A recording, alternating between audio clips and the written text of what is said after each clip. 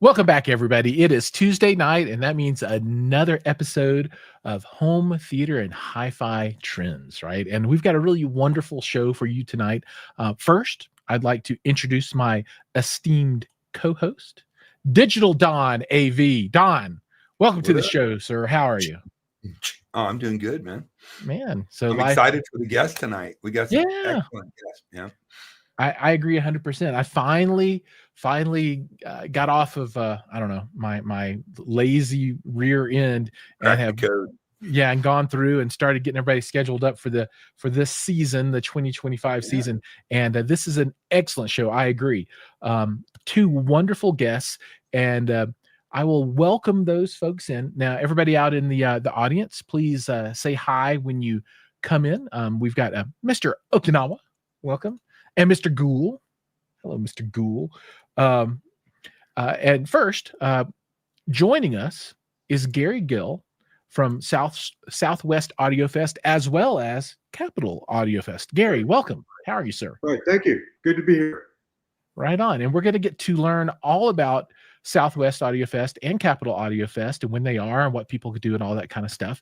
And one of the things that people can do while they're at a show is learn about and hear new hi-fi equipment. And specifically, Luca Chesky will be at shows all over the place in the future with his new gear. So Luca, welcome to the show. How are you, sir? Thanks for having me. Yeah, I'm doing great. Awesome. A few more people have joined. So C Big is here with us. What's up, C Big? Mr. Haven Chuck. up in the house. Mr. Abominus. D Wright up in the house. Everybody out there. Bunch of folks out there that aren't saying hi. Shame on you. Say hi. Say hi. Don't be shy. All right. So to kick things off, let's do some introductions. And if you could, we'll start with you, Gary. Oh, A2 is with us. Welcome, A2. Gary, if you could, take a minute here and let people know who you are, what you do, and why they should care. Why they should care? Care. That's a tough one, but so I'm the show organizer. Primarily, my main show is the Capital Audiofest, and now tonight we're going to be primarily talking about the Southwest Audiofest coming up in about 2 weeks in Dallas, Texas.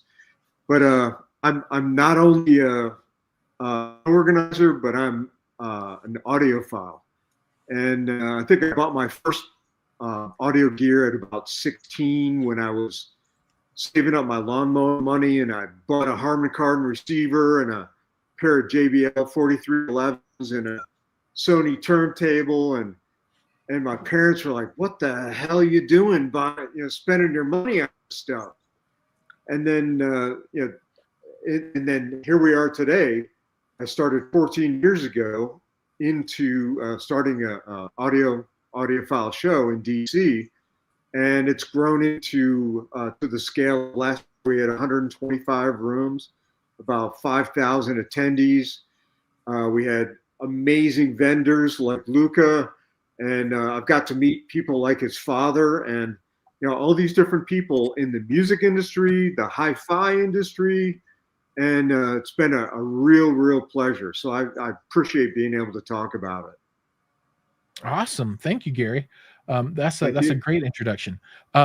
Now, Luca, you're going to be on the hot seat. So who are you? What do you do? And why should people care? All right. So I'm Luca Chesky. I make bookshelf speakers, the LC1 right here.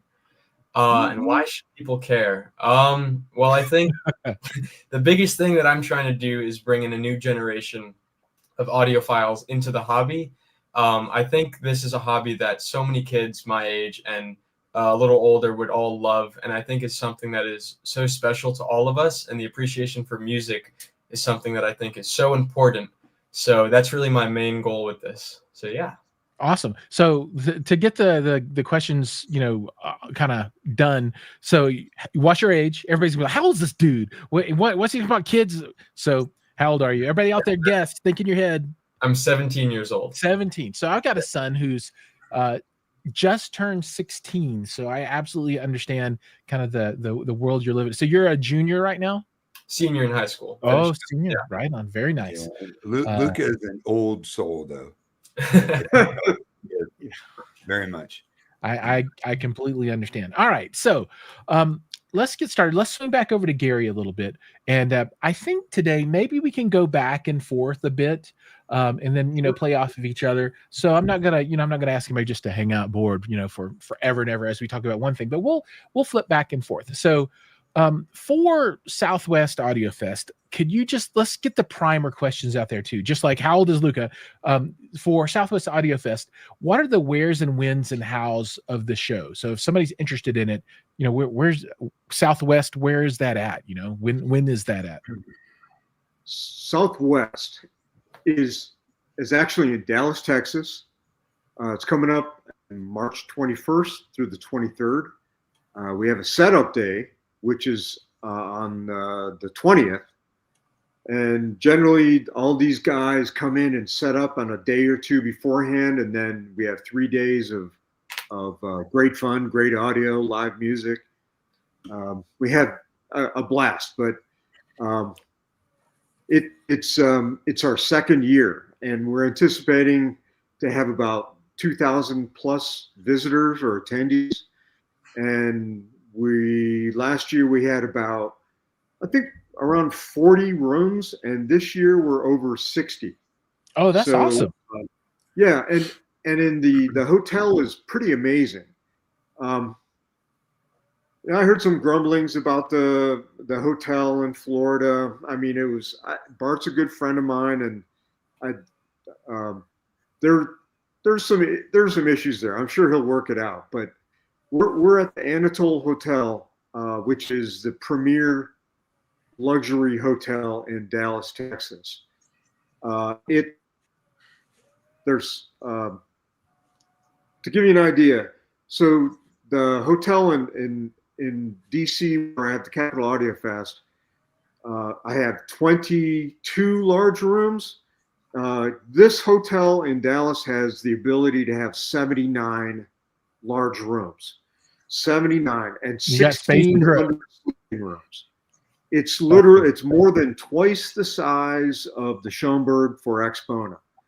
We're also close to 2 major airports, and we just feel that it's going to give us years and years our ability to grow.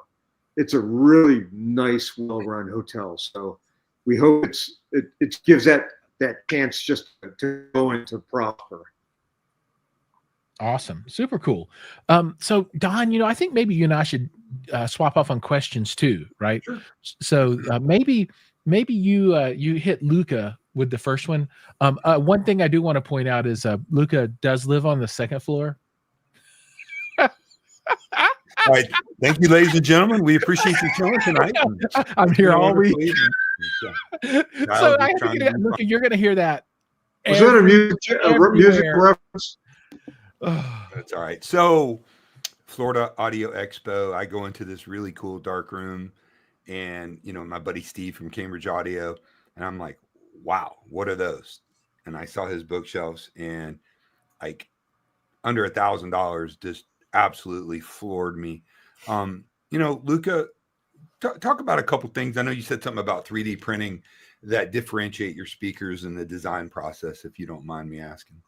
Yeah. So, with the LC1, the entire cabinet, it's one piece, and the whole thing is 3D printed. The advantage of 3D technology with speakers is that acoustically you can get better shapes, and it's easier to get those opposed to something like wood or MDF, which is the traditional material of a speaker that's $1,000 or less. It all really started with, so last year I took an internship at Princeton's 3D Audio Lab for 3D Audio and Applied Acoustics. That's under Professor Edgar Schwery, who does the Bach DSP. Yeah. So I was interning there for around 2 months, and I wanted to, kind of create a project.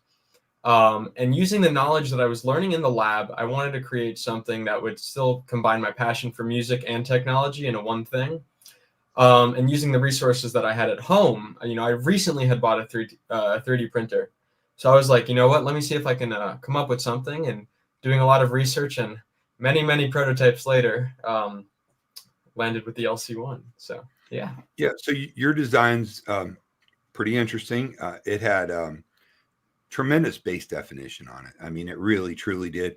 Not just amount of bass, but the accuracy of the bass. Now, don't you use like two passive radiators, like an 8s or whatnot? Correct me if I'm wrong. Then the active drivers in the front. Yeah. So it's two 8-inch passives and then a 6.5-inch woofer in the front. Yeah. Very cool. Very cool. So there's like a little waveguide cool looking piece on the front. What is that? Yeah. So that's what I call my tessellation technology.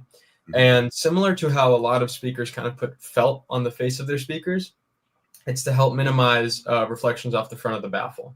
So I wanted to create something also using 3D as an advantage that would be functional and also look cool. So kind of playing around with it, I was able to kind of come up with that. And yeah, I found that shape worked the best. Very cool. So are these speakers going to be a direct to consumer product? Are you going to sell them to your website? Okay. Yeah. So it'll all the sales right now are just through cheskyaudio.com. Right on. And look, I'm sure everybody talks to you. They want to talk about your dad. So I want you to stand on your own two legs and your own merit. But I mean, you pretty much grew up in high fidelity and music and whatnot. I mean, how was that? I mean, that had to be awesome. Yeah. So, before I even got into the world of high-end music, I'm a musician. So I play drums, piano, and guitar. Okay. So I definitely think that is a key factor when designing a speaker is knowing what real music sounds like. So always being surrounded by real good music and also, good speakers. As a reference, my dad has the Quad ESL 57s, which for me has been my benchmark speaker. To me, that's what sounds right. It's a fantastic speaker. I had a pair of them for a while. Yeah, absolutely. Yeah. So really being around that really helps. Also my ear, right? So I would like to think that I have a little bit of a trained ear to know what sounds good, what doesn't, what sounds real, what doesn't. And with that, it helps with the design process and knowing which direction to go. And probably that good young hearing that many of us didn't protect. You can hear that 18,000 still. Huh? What? What did you say, Shani? So look, a couple of questions on the 3D printing piece, right? Because I love that kind of stuff. Now, are you using like a what most consumers out there would recognize as a 3D printer, like a FDM printer? Yes, it is an FDM printer. And are you doing like a PLA or ABS or PETG? Yeah, so the show right now is full PLA. So that's the material that I find that works, the best for it. Right. Yeah, we do a lot of 3D printing with PLA. And so what's your 3D design tool of choice? So I design everything in Fusion 360. And then it gets sliced through Bamboo Slicer. It's, I think, in terms of 3D slicing, the best software. Yeah, we're a Bamboo household here as well. So the funny thing with 3D is that it's very practical to design in terms of like if you were doing like the guys over at YG Acoustics, that's some serious cabinet design in terms of cool path and everything, because you have to think that's going to be on a CNC. Love that.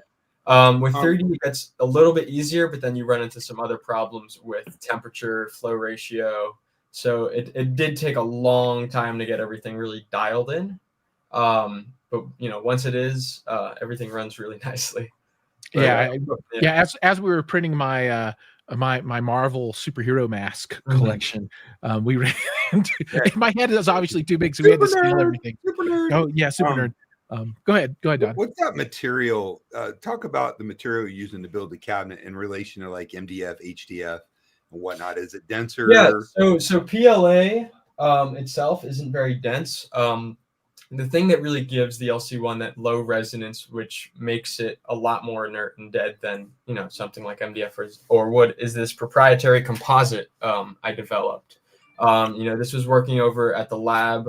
Some material science stuff went into it. But I played around with a lot of different things and a lot of different resonances, and which was the best density to work with in relation to how strong PLA is. Because if you have something that's really, really heavy and really, really dense, the PLA just like pops open. So I had a couple. Pretty brittle, yeah. Yeah, but there's a lot of structural support in the inside.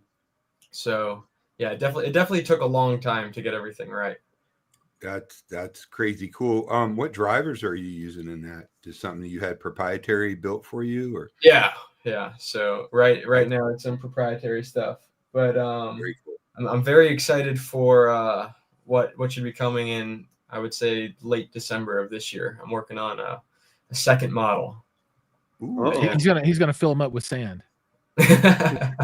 No, I always talk about the sand because we got buddies that use sand for a lot of damping in there. Yeah. You know, that was an original concept of mine, but then I thought, man, somebody drops this on their carpet and it breaks open and it's sand, they're gonna freak out. Right. So yeah, I didn't end up going with that. So I want to switch gears back over to Gary here for a second. So I want to talk a little bit more about Southwest Audio Fest.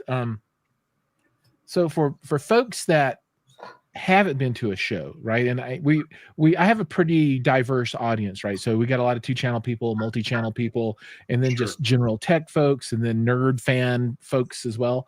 What could they expect to experience at Southwest Audio Fest? I mean, what would draw them in? I got to say right now, admittedly, we're primarily a 2-channel show, but we have aspirations. You know, as I described the hotel, we have aspirations to grow in more to a lifestyle kind of show, and to bring in home theater and other kind of home entertainment opportunities.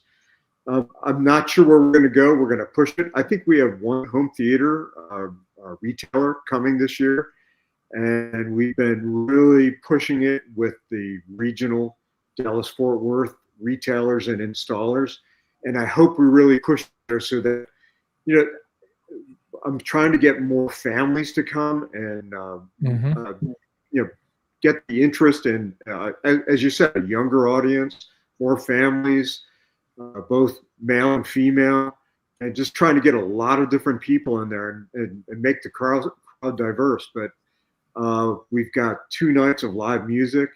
We've got a real vibrant atrium for vinyl sellers. We've got some headphones. We've got pretty good diversity that I think it'll bring in a pretty wide audience. So we're hoping that our social media and our advertising is going to bring in a lot more people. And it's chicken and egg scenario. We grow a little bit more, we bring some more people in, and we keep going back and forth. And I hope we can, you know, be at that point where we're a supersized show in a few years. So Gary, I think you know, the audio shows have traditionally been the high-end 2-channel market, right? Yeah. You're always going to get those people in. But what I've noticed in my experience going to many shows, and one of them, like the Audio Advice Live show, I don't know if you've ever went to that one. That's a fantastic show. It's a great venue. But, you know, SDS, when they bring out surround, and I know it's hard to do the surround demos. Everybody wants a big bass and it intrudes on the next room. But if you could have like sound bars, and I know it's people are going to throw rocks at me, more affordable systems, multi-channel systems, that I think that'll bring the younger crowd, the families in, you know, like what Luca's producing. We always want the high end, but you know, there's stuff that normal people or people that are just wanting to dip their toes in the hobby. I think that might be the key. I know that car audio is being integrated like there was at the Florida Audio Expo. Yep, and Expo. They did that. I think you're onto something there, Gary. I really think to have those, as well as, I mean, even like Samsung doing a sound bar or Sonos, you know, why not? You know what, Don, just to jump on that, Canvas would be awesome to have at a hi-fi show. They make a high-end soundbar, which is amazing. Dyn Audio is releasing their soundbar that's got all the little louvers on it. That is pretty darn amazing. Don't watch my video about it. You turn it on and it's like a wave and it's crazy. Nakamichi is doing some pretty good stuff. I know, but you're right. People will throw rocks. There'll be a lot of it's a and shame Luca's over because- there. I can't be on the show anymore. Look, I'm if, out. if somebody starts with a sound bar, and I've been an integrator for over 30 years, and I've worked in hi-fi shops my whole life, adult life, if you can call it that. But it's a gateway drug. A lot of people start off with. I start off with a big screen TV with 2 infinity rear speakers, and that led into speakers and led into Pro Logic surround. That's good for the hobby.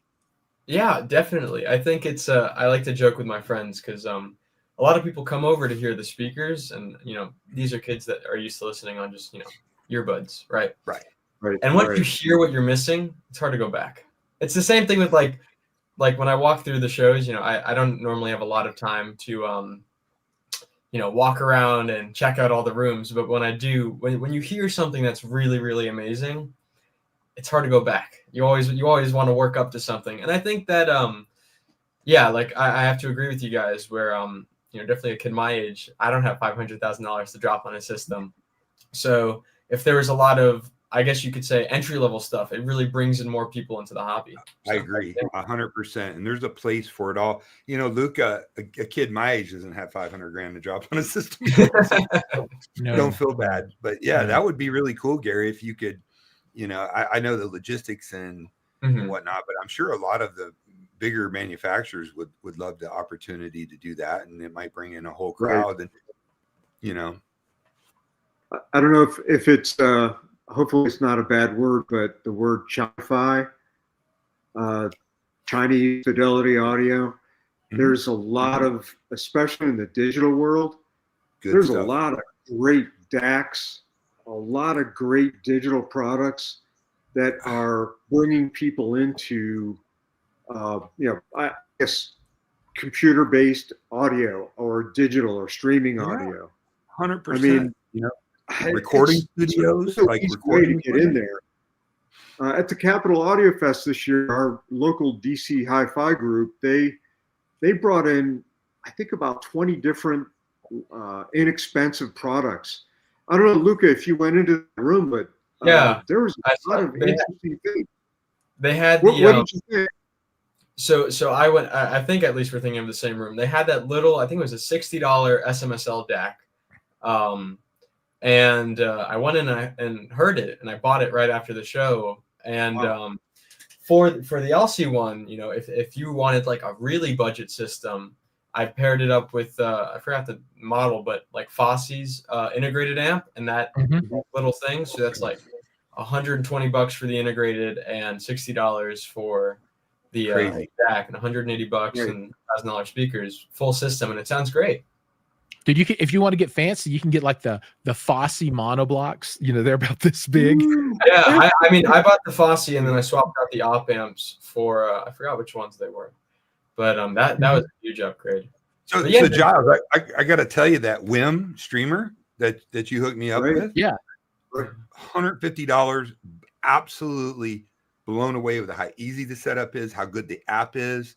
I just run it, spit a digital out to a pre-pro using their DACs, and it floors me. How good I have one in my room. It's great. Yeah, it's unbelievable. I mean, it's really good. So I'm gonna do a video here pretty soon, and I'm going to compare the WIM Ultra, that's the one with the display, with the Hi-Fi Rose RS150, the one with the real good DACs, not the one after the fire, the A version, not the B version, with the Eversolo A8, I think it is, and then a Alpha Audio, I forget the model number, it's one that nobody knows about. And I think that's going to be great. But you know what? Even like you said, just the WIM entry level, not the puck, the step up from the puck. The pro. It's absolute. And I've got a ton of really high-end nice DACs. I use all the apps from Blue OS to Yamaha to EOS to a multitude of them, and it's just, I think the Chi-Fi, as you were talking about, Gary, that I hate to be derogatory, but it's really the opportunity to get into legit hi-fi now. Right. You can get some Luca speakers and a little streaming amp. I mean, Luca, you had a Cambridge, which makes killer. That piece sounded amazing. It was shocking. That was one of the best. That was one of the best pairings I've ever heard with my speaker. And I've tested so many like $1,000, $2,000 amps integrated to see what the pairing was. And till the show, that was like that. It blew me away. And it's one little module. That's all you need. And you know what's cool about Cambridge is the cool factor. They are such a group of audiophiles. They answer every email. They when people post on, you know, I've watched them close, and you know, and Steve the best. Like, Sure. he's the coolest, man. Yeah. He's like 74 and still a bodybuilder now. Yeah, he's in good shape. No, that's cool. CBig is all like, you got to put a Blue Note in that lineup for the video. I don't have a Blue Sound Blue Note. I don't have a Blue Sound box, unfortunately. I'll try and get my hands on one though. Luca, are you going to be at Southwest Audio Fest or Capital Audio Fest or any of those? I'll be at Southwest, and hopefully this year I'll also be back at Capital. Man, you're making the rounds. That's awesome. Yeah. For the rest of this year, I'll be after the Dallas show, I'll be at Expona, and then I have a little booth at Munich, and then the SoCal show. Right on. Is that the show? Yeah. Right. I'll be there as well. I'll be at Expona. You know, speaking of audio that comes out of China and hi-fi shows, the Beijing show is humongous. I mean, it's like 30,000, 40,000 people. I mean, it is a big show. Big. That's crazy. Have you been there? I have not yet been in person, but I am scoping it out because that I think would be an event. I should be at the Bangkok show this summer because we're gonna have family vacation in Asia, and so I think I'll be there at the weekend where they have the show, so I'm going to try and swing by. But Beijing, that's high on my list of things to just go see because it's supposedly a spectacle, and I hope that we can get Southwest Audio Fest that size. Now that's the goal. Everybody, thank you. Southwest Audio Fest, got to do it. It's a good location.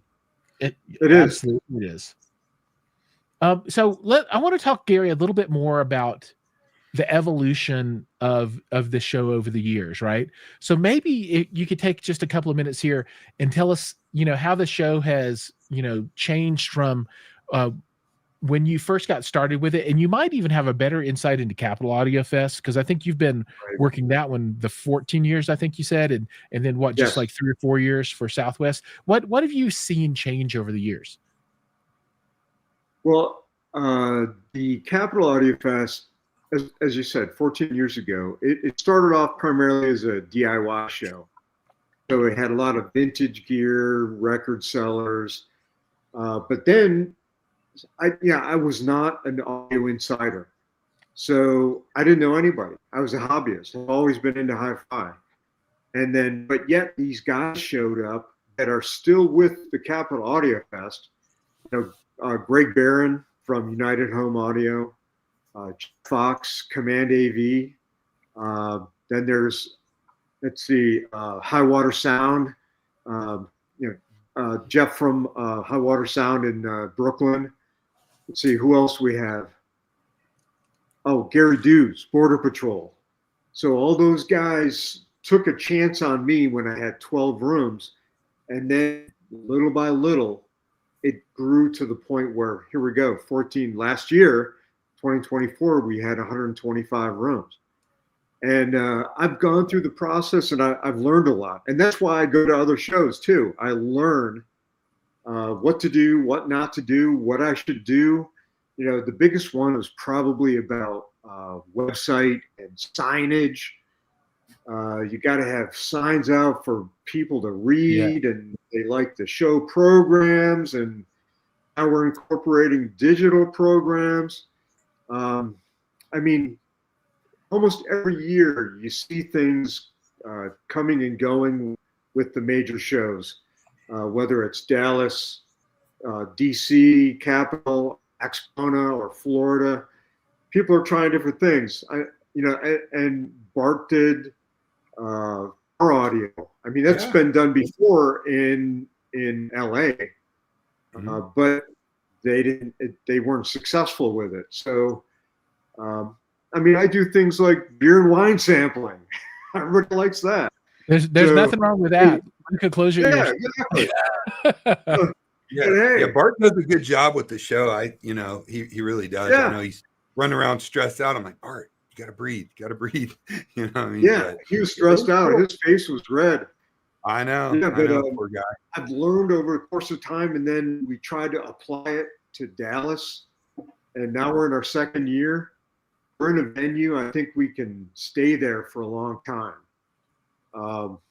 I mean, look at Exponent. They've been there for what, 5-7 years, something like that.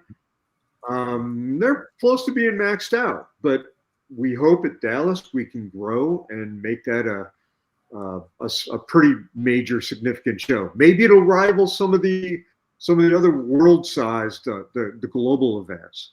But I mean, I'm pretty much maxed out in DC.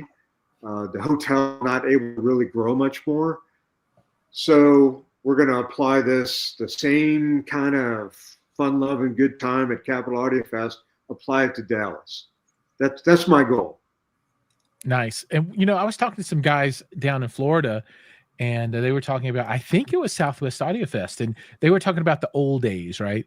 And they said one of the things that they really loved, and that was part of the beginning of this show, was that it wasn't in the beginning a venue for the manufacturers or the dealers, right? It was really a place where audiophile guys would come and bring their systems, their personal stuff, and set up in rooms, and they would just hang out and listen to each other's systems all in one spot, cool. right? And Let me clarify that's not correct. There was a show before, a DIY show called Lone Star. Okay, so this is a different show that they were talking about then. Yes. Okay. Yeah, it was Lone Star. Right so, on. All right, you can edit this one if you want, but I went there 3 years ago to meet those guys and to say, hey, we're coming. We want to see if we can do something together, because they were more of a DIY show. It was not as well organized as most trade shows, and I didn't hear anything from them. I went to visit them, went to talk to them, and nothing happened. So we came, we reserved our hotel, and there we are. And now I think they're going to try it out in another city. So I don't know. I did my best to communicate with them, and they. Well, it sounds like that door's open then. If they ever want to reach out and touch base, it is. It sounds like you'd be more than happy to talk to them. That's cool. Right on. It is. Yeah, because we like to bring in, like in DC, we have 2 major audiophile groups. We have a couple audiophile groups in Dallas. I mean, there's audiophiles from Vegas that come. From Oklahoma City has a lot of audio guys. Nice. Dallas and Fort Worth and Houston and Austin and New Orleans. So we've met people from little clubs and gatherings in all those cities. So we hope to continue to grow. Awesome. Cool. Now, so for folks that are just joining us, today we have 2 outstanding guests. We've got Luca Chesky from Chesky Audio, and we're going to talk more about your speakers here in just a minute. And then Gary Gill from Southwest and Capital Audiofest. Yes. So let's talk a little more about the speakers. And I want to make sure that we talk about the way that people can hear them, which I think is going to be shows, right? But then also, since you're a direct consumer, I want you to take a minute and kind of pitch, your website and the price and, kind of the value proposition for your speaker, right? So, why would people want your speaker? And if they decide, okay, I want this thing, then how do they get it? Yeah, so for anybody who wants the LC1 loudspeaker, you go to www.cheskyaudio.com. And on the site, it's $498 each, $996 for the pair. They're sold individually in case you want to do 3, let's say, for stereo and a center channel, or people who want to buy more for a multi-channel, baby. Yeah. So they're $498 each, $996 for the pair. And it's free shipping for the whole continental US. Yeah, there we go. Here we go. Let's take a look at this. So there's the speaker. Mm-hmm. All right, and then people, I'll put the link down below in the notes so everybody can find that easily. Anyway, go ahead. Sorry, continue. Yeah. On. So if you click Shop Now or Products, everything will be under that. So we actually have the original classic black, and then we have 2 of the color editions ones. Oh man, these pictures have to be updated. But we have the red bookshelf monitor and we have the brown one. Both of those are going to be a little bit more. Those are $625 each. And yeah. This is all one piece, right? The enclosure is completely built one piece, printed all I don't know, simultaneously or contiguously. That's interesting. I like that a lot. Very cool. It's definitely handy because typically you need if you're doing like a panel speaker, right, with multiple different sides, you need a lot of internal bracing. With 3D, I mean, there is some internal stuff, but nothing that bridges across the internal cabinet. So there's a little bit more air volume in the inside. It's not a lot. The speaker's pretty small. Sure. But it's a super inert speaker. Yeah, and you don't print with any 100% infill, right? So that those are all solid walls, correct? Yeah. Right on. Yeah. So for folks that don't 3D print, sometimes when you 3D print and you want to print something that's very large, you don't want to necessarily use a lot of material if it's not some piece that has to have some type of mechanical strength, right? So what you do is you like print the 2 walls and then you have like little sandwiches, like zigzags inside. Obviously that wouldn't be good for this type of scenario. And then on the front of the speaker, what was the name that you named for the triangle? Yeah, tessellation diffraction tech. Okay, and that is printed all simultaneously with the enclosure as well, right? Yeah. And the same kind of tech is also on the inside of the cabinet, along with some other stuff to help the acoustic properties. Very cool. See, now we got to see the inside of one of these. Well, I can tell you one thing. I got to buy one just to take it apart. These speakers floored me. They were really that good, and not just me. There were several people like, "Hey, did you check them Cheskys out?" I mean, for a about under $3,000 setup that you had there, minus stands. Yeah. I mean, there was a question while you're talking about that, Don. Which Cambridge audio unit matched well with the Chesky speakers? What were you using? The EXA 100 integrated amplifier. It's a class AB amp, 100 watts per channel at 8 ohms, and it's $2,200 roughly. Nice. What were you saying, Don? I'm sorry, I didn't. I was just going on how it was a phenomenal pairing. So maybe a little over $3,000, but I mean that's a real true hi-fi system by any measurable sense. I mean, you'd be hard pressed to beat it without dropping a couple more grand at least. I mean, it's that good. Thanks. Have you ever thought of trying to do like a resin print? So like photography or something? Yeah, the problem with resin prints, along with the printers, I'm sure they make really big ones that are a lot of money. It's really brittle. So if somebody were to drop it, it like shatters. It's like glass almost, or sugar glass. It's really, you can do a lot of really intricate and really detailed stuff with resin. I'm not very familiar with it, so I might say something that's incorrect. So if anyone is in the chat, correct me if I'm wrong. But it's very brittle compared to standard. I don't have a lot of experience with it, but it's not ideal. There so people need the production video. Are you using one of the bed slingers from Bamboo? No. Okay. Right on. So that'd be cool if your printer has a built-in camera. It would be cool to do the time lapse, right? So you can have it, print and then park the head and take a picture and print and park the head and take a picture.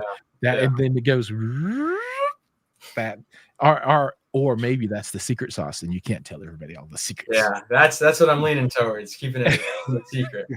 Steve says to say I use FM technology, which is freaking magic. That's good. That's good. I think it's very interesting for you to use. I don't want to call it alternative production methods, but this really is a more modern type of production as compared to let's cut up some MDF and glue it together and then paint it, right? So this is a whole different kind of thing. Mhm. And you know, for folks that aren't familiar with 3D printing, it's not just PLA or ABS or plastics or polymers, that kind of stuff, but you can 3D print in all types of different materials. I Yeah. mean, you can do metal printing too, right? There's And yeah. You know, one of my dad's friends who's helping me. He's familiar with a lot of companies that do metal printing. They're these $1 million machines, but yeah, you can print in anything. There's a filament that really interests me. It's PLACF, which is carbon fiber infused. yes, Yeah. that's what I want right there. Get some of that PLACF. That is baller. Yeah. So So it probably wouldn't be $1,000 a pair then. it's do not, what you gotta do. not that much more than standard PLA, but definitely for, let's say, an LC2, maybe we'll have something like that. You know what would also be cool is just you know, smile and wave at the folks in Colorado that build their speakers out of aluminum, and then you could do some 3D Right. printed aluminum. That would be Yeah. Right. It was here. fun. Yeah. You need. Oh, I'm I gonna. think Jiles is living vicariously through you, Luca. A little no. So okay, there are things that speak to me, right? And it can be a related piece of a speaker, right? So you can have a speaker, and I might not like the way it sounds, but I like this thing, this design property or whatever. And I like your speakers, Luca. I think they're awesome. But tangentially related to it, I like the way that you make them. I think that's really cool too. Just the whole process of, okay, I'm going to sit down and I, as a person, you, right, or anyone that wanted to do something, you can say, I want to make this thing. And if you have the talent and the skills, you can do it and you can print it, and you print them in your garage or in your house, right? Yeah. How cool is that? It's the coolest. It's cool. It's awesome. Oculus started, right? I mean, you could have an empire. Yeah. Hopefully, that's the goal. You know, I really want to stay in the hi-fi world. You know, it's something I love. So that'd be, you know, that's the end goal, to kind of have an audio empire. It'd be cool. The empire. The empire. I tell you what, I know I can speak for myself and Giles for sure, and I'm sure Gary and a slew of other people that would love to support you and your ventures in any way that we humanly possible, because you are the future of hi-fi, and it's a big deal for us. So we got you, man. I'm calling Nikon SLM, and I'm going to ask for a SLM 800 for you. You might have to have another production facility to mount this thing. Yeah, gonna need a bigger room. This will give you large scale metal additive manufacturing, so you'll be able to make humongous 8-foot tall tower speakers out of 3D printed aluminum type materials. And Magico will be all sad because you'll be like, oh, I just make them in my garage, man. Come on. Wouldn't that be awesome? So I mean, just you're on a wonderful leaping off point, right? And you know, this is, you know, like your production model 1, right? So you had your, you know, whatever your predecessors were, and now you've got a production product, and now the future is wide open. Yeah. Right. I mean, just think of the acoustical design, the materials engineering is a thing, right? It's just cool. Anyway, sorry. Everybody, hey, Luke, is your dad helping you a little bit with this? Like, giving you some advice, guiding you in? He's definitely been a reference point in terms of, you know, Dad, what do you think? Does this sound good? Do you like the way this sounds? When I was prototyping, you know, it was a lot of, you know, I would come up with something, I would sit down, I'd listen, and I would come up with my idea, and I would see what he has to say. You know, he's always been, you know, a trusty source and reference point. And it's good because I have quite a bit of good source material to test it on. So yes, you do. I mean, I bet your parents are they couldn't be more proud of this, man. That's super cool, dude. Yeah, they love it. What I got a question. What's the frequency response? It's 50 to 20K. did it 20K, and it's 83 decibels sensitive. I'm looking at it's 18 pounds, 10 inches deep, 8 inches wide, 10 inches high. You said it's 6.5 with dual 8-inch passive radiators, right? Do you know what the F3? Well, I guess that would be the F3 on the box there. You already said. And then what kind? It's a dome tweeter. Is that like what type of material is that? These are the general questions that everybody's going to ask. Yeah, silk soft dome tweeter. Silk soft dome. Right on. Cool. And a Svelte 18 pounds. Hand built in the USA. Yeah. To exacting standards. Yeah. I like it. I want to buy a pair just so for the value one day. Can you imagine in 20 years when Chesky Audio is the 800-pound gorilla and you have like first generation, you know what I mean? Can you sign it for me? Absolutely. Yeah. There's a couple guys that asked them to be signed. So that'll be cool. Yeah. No, hell yeah, dude. But yeah, so I build all of these by hand. It's definitely a lot, but I love it, and it's a ton of fun. So it's an awesome feeling knowing that a lot of people like and want the speaker. It's unreal to me. So as I think about this stuff, I get excited about the production stuff because we just so my 16-year-old he loves to design and 3D print. He doesn't do speakers, but he does other things. And we just got a laser engraver, laser cutter. Yeah. So he's working on making signage and then also etching on metal. So I could see you like cutting out some nice emblems and then etching on your signature or something and then mounting that onto the box. Yeah, I was so I'm working right now with the drivers for a secret little future project, but nice. I'm thinking about doing some like laser etching engraving on the baffle for the tweeter.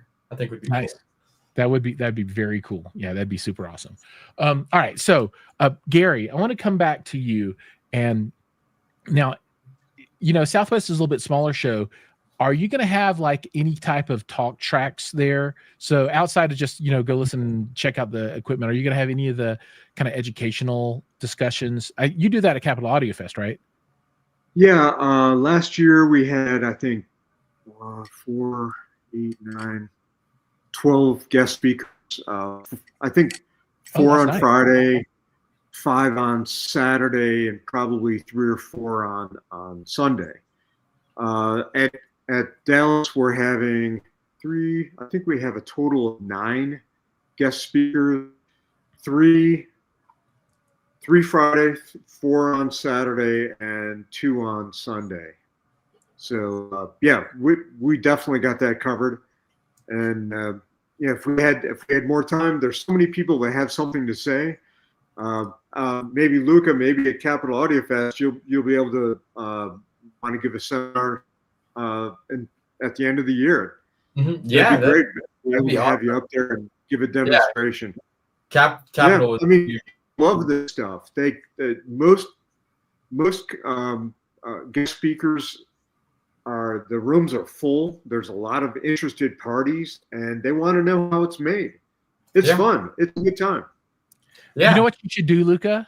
You should bring a 3D printer, and then scale down your box to like micro size, and then just print not print a real speaker, but just buy one of the $150 Bamboo Labs bed slingers and just print like a little PLA thing, right? And then when they come off, you could just give it away to somebody that happens to be there. And then they're kind of loud, so maybe you put it out in the hallway or something. But that would be pretty cool. I bet a 3D printer going outside your door would bring all the boys to the yard. Yeah, it would be cool. Yeah, one thing that I definitely think talking about seminars and stuff like that, because my whole thing is bringing in new people. A lot of people don't necessarily know, I guess, what good sound is. So I think if there, this is just my opinion. I think if there was a seminar that kind of explained what makes a good speaker, like what is, you sit down, you go, wow, that sounds great, compared to, you sit down on some $20, not so great sounding speakers. How do you tell the difference? What are you looking for? What makes a good amp? What makes a good DAC? Because for a lot of people just coming in, they walk in and they see, whoa, these look crazy. I don't know what I'm listening to. It's like big sound. So I think that could be something that would be really cool. That's a fantastic idea, because people try to dip their toes in the water. They go online and they get eaten alive more often than not. You know, people online tend to attack, or you know what I mean, and then you hear different Social things. media brings out the worst of us. I mean, I hate to say it because I'm online all the time, but I mean, you know, to have the opportunity to come in and really learn what the difference is and then experience. That's a fantastic idea, actually. I think also there's a disconnect between guys who sit at home and listen to the gearhead, versus a lot of those guys do not go out to live music. Yeah. Right. They don't know what real strings sound like, or Yeah. you know, if you're standing in front of a trumpet, it's painful. It hurts. It's super It's loud. not doesn't sound as smooth as you think it's going to be. So I mean, that's what we do at these audio shows. Also, we have two nights of live music, and Yeah. when you're not listening to your gear, get out and listen to some live music. Know what a piano sounds like. Know what a voice sounds like. Absolutely. And then you can go back and refine your system. And I'm sure Luca went through that, and he's around music all the time, 24/7, I bet. Yeah, I'm excited for the I think Lou mentioned you guys did a podcast earlier. There's going to be a local blues band at the Southwest show. Yeah, I'm very excited for that. I'll be stopping by for sure. Yeah, he's a Stevie Ray Vaughan wannabe, and he wears the hat and the black shirt and all that. So let's hope like a power trio on Friday, and then a jazz quintet on Saturday. That's awesome. I love Stevie Ray Vaughan, so yeah, that'll be great. Oh yeah. Yeah, hopefully this guy can bring it, right? Because if you're a Stevie Ray Vaughan wannabe, you got to be good, right? You gotta be I hope so. Because that, you know, Mr. Vaughan, he's pretty amazing. Oh yeah. And I'm not a big, you know, fan of his particular style of music, but man, I can appreciate what that guy can do. Wow, he can do it. It's crazy good. All right, so we only have a few minutes left, so just a couple of more questions before we get into closing. So, Luca, for you, I want you to predict the future, right? So, look into that crystal ball, and in 10 years, what's the goal? What do you want? What are you trying to build here? What's your plan? Like I mentioned earlier, I'm trying to create a huge audio company. I want to be able to create something that you go into everybody's homes and you see, whether it's from a super nice, you know, flagship model Chesky audio floor standing speaker, or a small little LC1 like this. I want, you know, you go over to your friend's house, you see a pair of Chesky speakers. I want to be able to bring in a whole generation that is, you know, like Steve says all the time, you know, more people are listening to music than ever, right? On the way to work, on the train. So the second people sit down, they listen to speakers and they feel, you know, embodied by the music, they want to have that in their house. So the goal is to really create, like I mentioned before, like an audio empire, and just, I want to be able to create everything there is under the sun, but also keeping that mindset of having good value for the price, because I think that's the most important part. Very nice. Right. Now, and then for you, Gary, let's ask you the same question, right? So for Southwest Audio Fest, you want what he wants? I want what he wants. Empire. But I mean, it's all about growing our audience, and seriously, what Luke is doing is amazing, but I don't know if you see this in the industry. There's kind of a disconnect between the headphone sector, and I'm always trying to bring them in to because all my friends have headphones, they have speakers, they have amplifiers, they have all this stuff. I'm looking to make we'll say turn the Southwest Audio Fest into a show for home entertainment, for lifestyle products, that everybody, families, all different walks of life can enjoy. You can get an introductory system, cost-effective system, to the cost is no object system. And you can do it all at the same venue. That's what I'd like to see. Right on. Dude, I love that, Gary. I mean, that really speaks to me too. Both of you guys are just on fire, man. Like, I couldn't agree more with both of you and what you want to do.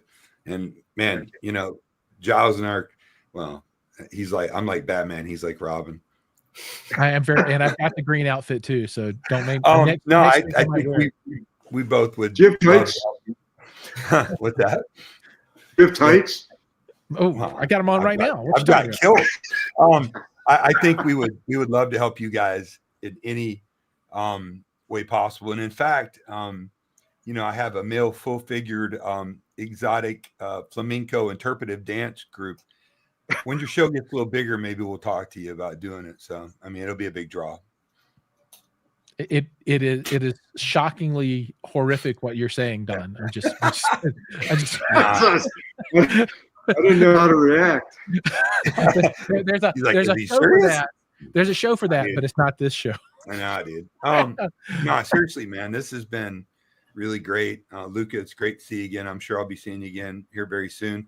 Gary, I hope the same. I wish I could make it, but I got to have surgery Thursday. So unfortunately, but next year, I'm putting on my cowboy hat and I'm coming to Texas.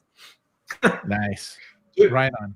So Luke and Gary, I'm gonna put you guys down into the green room, and Don and I are gonna close this one out, and then we'll come back and say goodbye to you. But for all the other folks out there, you know, thank you for joining the show, both of you. It's been a pleasure. Thank you. I look forward to having you both on again in the future and getting an opportunity to see you again in person here one of these days soon. So Luca, Gary, thank you so much.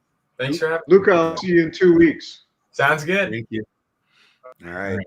All right, Don, going to close this one out. Great. Thank you so much for coming on. Anything that you want to leave the folks with, anything for your channels or anything that they need to know?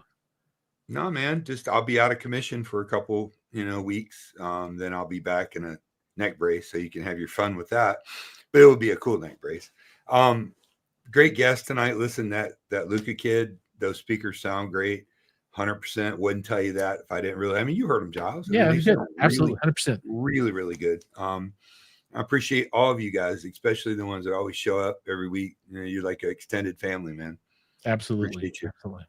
Right on. Next week we'll have RBH on again, and Richard Sharshan, who did the book Home Theaterology, however you say that. Mm-hmm. He'll be on as well, and we'll talk about that and show that off. I got a copy here. I'll be able to show up for folks, so that's really cool.